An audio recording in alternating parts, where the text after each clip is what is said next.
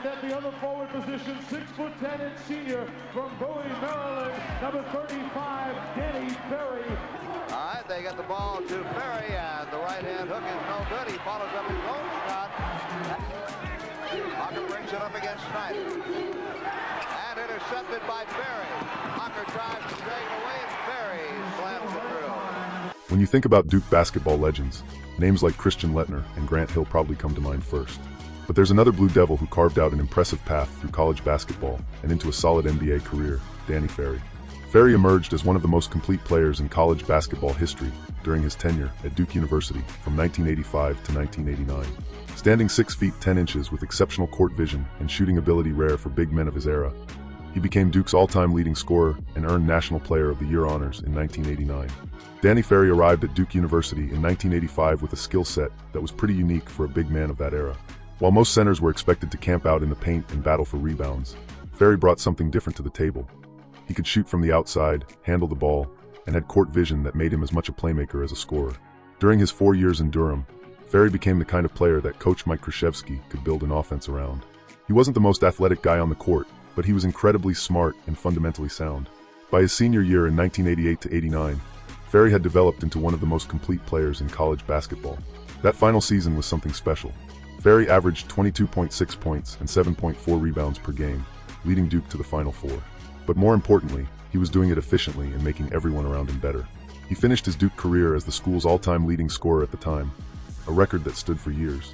Some nights he'd dominate in the post, other nights he'd stretch the floor with his shooting, and occasionally he'd even bring the ball up court. He was like a Swiss Army knife in basketball shorts. The accolades poured in during his senior year. Ferry was named the National Player of the Year by several organizations, earned consensus first-team All-American honors, and won the Naismith Award. He had established himself as one of the premier college players in the country, and NBA scouts were taking notice. Here's where Ferry's story takes an interesting turn. The Los Angeles Clippers selected him with the second overall pick in the 1989 NBA draft, a pretty big deal for any college player. But Ferry made a decision that shocked a lot of people. He decided not to sign with the Clippers and instead headed to Italy to play professionally. This wasn't just about money, though the financial package from IL Messagro Roma was certainly attractive. Ferry was also looking at the bigger picture. The Clippers weren't exactly a model franchise at the time, and Ferry felt that playing in Italy would give him a chance to develop his game in a different style of basketball while also experiencing life in Europe. His year in Italy was eye-opening. European basketball emphasized different aspects of the game, more ball movement, different defensive schemes, and a style that actually suited Ferry's skill set quite well. He averaged solid numbers and proved he could compete against professional players, but more importantly, he gained valuable experience and maturity. The Clippers, meanwhile, weren't thrilled about their high draft pick playing overseas.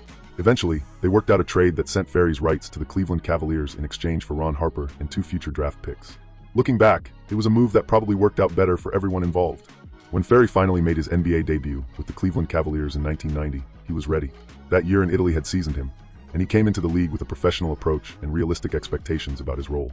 The early years in Cleveland were all about establishing himself and finding his niche. Ferry wasn't going to be a superstar, he knew that, but he could be a really valuable player if used correctly.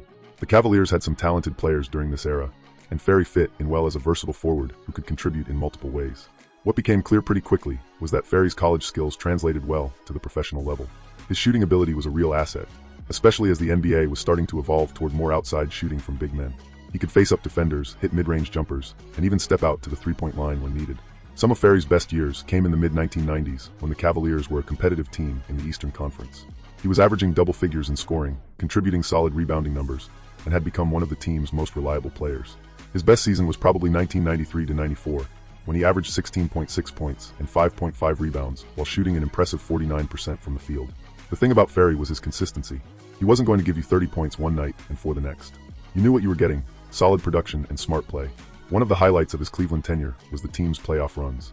While the Cavaliers never quite got over the hump to reach the NBA Finals, they were competitive in the Eastern Conference playoffs several times during Ferry's tenure. These playoff experiences were valuable for Ferry, giving him a chance to showcase his skills on a bigger stage and prove he could perform under pressure. Ferry's role evolved over his decade in Cleveland. Early on, he was primarily a scorer and versatile forward. As he got older and the team's needs changed, he became more of a facilitator and veteran presence. In 2000, Ferry signed with the San Antonio Spurs as a free agent. He was willing to take a reduced role with a championship-contending team rather than chase individual statistics elsewhere. The Spurs were perfect for Ferry's skill set and personality. Coach Greg Popovich valued intelligent players who understood their roles, and Ferry fit that description perfectly. He wasn't going to be a star in San Antonio, but he could be an important role player on a team with legitimate championship aspirations. Playing alongside Tim Duncan, David Robinson, and later Tony Parker, Ferry found himself in an ideal situation. The Spurs system emphasized ball movement, smart decision-making, and putting the team first, all things that Ferry had been doing throughout his career. The pinnacle of Ferry's NBA career came in 2003 when the Spurs won the NBA championship. While he wasn't a major contributor in terms of minutes or statistics, Ferry was part of a championship team and had finally achieved the ultimate goal that had eluded him during his productive years in Cleveland. That championship run was especially meaningful for Ferry because it validated his decision-making throughout his career. He had chosen to develop his game in Italy rather than immediately jumping to the NBA. He had worked hard to establish himself in Cleveland, and he had made the mature decision to join a championship contending team in San Antonio, even if it meant a reduced role. Danny Ferry's 13-year NBA career might not have included multiple All-Star appearances or individual awards, but it was a successful career by any reasonable measure. He played for competitive teams, contributed to a championship, and earned respect throughout the league for his professionalism and basketball intelligence. His story is also a reminder that basketball success isn't always measured in spectacular highlights or individual accolades. Sometimes it's about consistency, intelligence, and the ability to help your team win games. Danny Ferry did all of those things throughout his career, and his journey from Duke star to NBA champion is a pretty impressive story in its own right. Ferry's post-playing career in NBA front offices has been another chapter in his basketball story, but his playing days remain a testament to making the most of your abilities and opportunities. In a sport often focused on the spectacular, Danny Ferry proved that steady excellence and smart decision-making can lead to a pretty successful career. Thank you for watching. I really appreciate you guys. Hit the like button if you enjoyed this video, and stay safe.